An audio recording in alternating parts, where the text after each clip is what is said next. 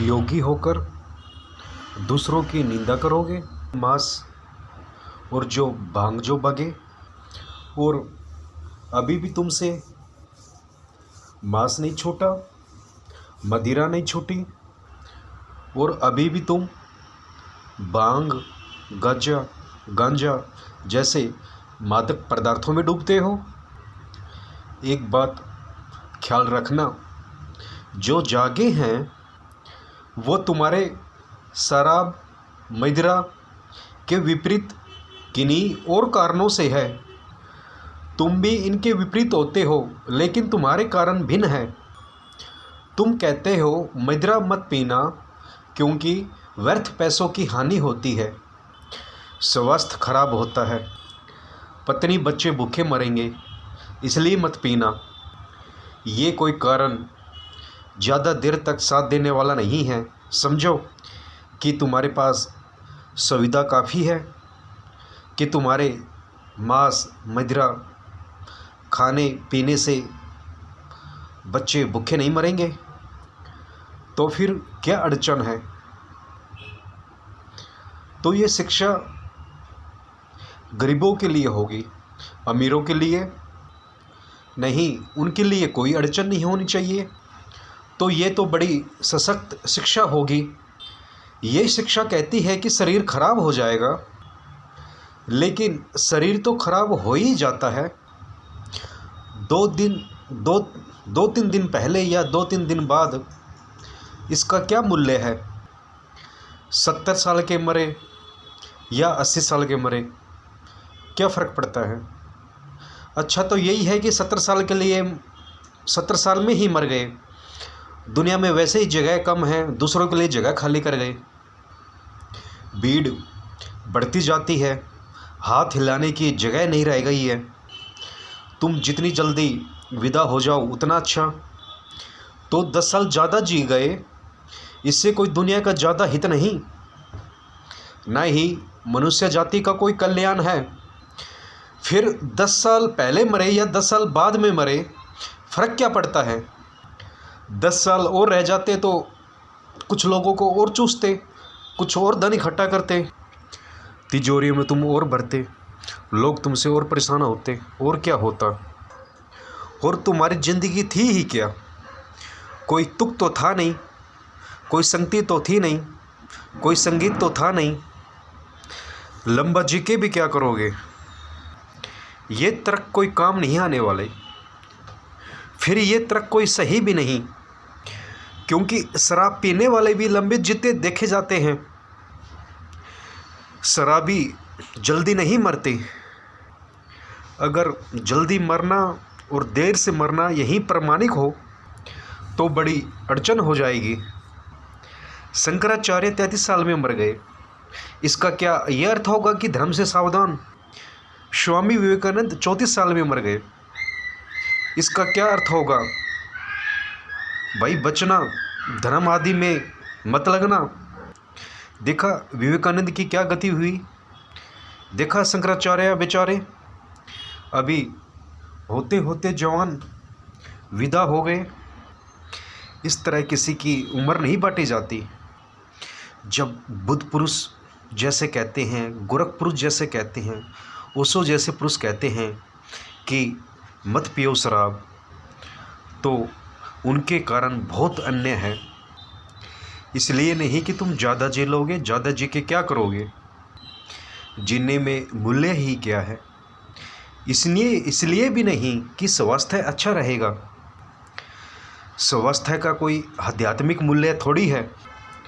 रुग्ण व्यक्ति भी परमात्मा को पा सकता है, और स्वस्थ व्यक्ति शायद इसलिए परमात्मा को ना पा सके, स्वास्थ्य के कारण संसार में उलझा रहता है कि अभी तो मैं स्वस्थ हूँ, कर लेंगे राम का स्मरण अंत में, अभी तो भोग ले, 4 जिंदगी है, मज़ा कर ले। नहीं, ये थोथे सिद्धांत किसी सहारे के नहीं हैं। फिर गोरख जैसे व्यक्ति क्यों कहते हैं, उनका कहने का कारण बड़ा अनूठा है।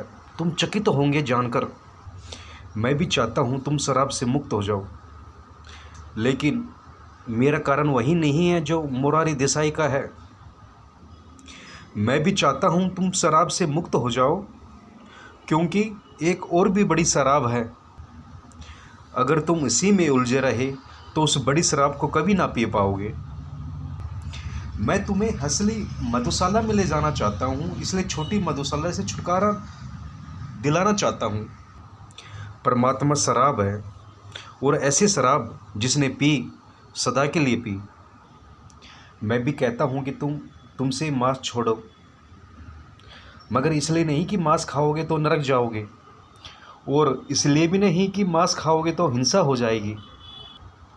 इन सब छोटी बातों से मुझे कोई प्रयोजन नहीं है, क्योंकि मांस खाने वाले अगर सारे लोग नरक में जाते तो जीसस नरक में होंगे, रामकृष्ण परमहंस भी नरक में होंगे, क्योंकि बंगाली का बिगर मछली का चले। मछली भात के बिना चल ही नहीं सकता। रामकृष्ण परमहंस मछली तो खाते ही रहे, नरक में होंगे। ये छोटी छोटी बातें, इनका कोई मूल्य नहीं, मगर इन सब से सिद्ध जरूर होता है। रामकृष्ण परमहंस की संवेदना जितनी गहन हो सकती थी उतनी हुई नहीं, थोड़ा सा पर्दा रह गया। हृदय जितना प्रेम पूर्ण होना चाहिए था इतना ना हो पाया।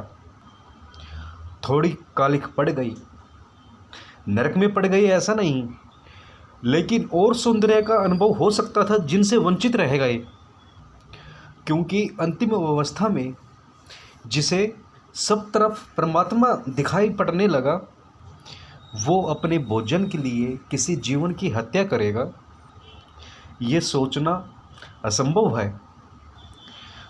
मैं तुम्हें इसलिए नहीं कहता कि मांसाहार पाप है, इस पाप के मूल्य में तुम्हें नरक जाना पड़ेगा, नहीं, बल्कि इसलिए कहता हूँ कि मांसाहार तुम्हारी संवेदनशीलता को हीन करता है, तुम्हारी संवेदनशीलता की सूक्ष्मता छीन जाती है।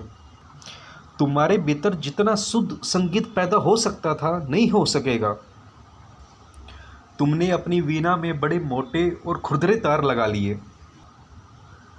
संगीत तो होगा, गीत भी पैदा होगा, लेकिन बड़े ही मोटे खुरदरे और सस्ते तार लगा लिए, जबकि महीम, अभिजात और सूक्ष्म तार उपलब्ध थे।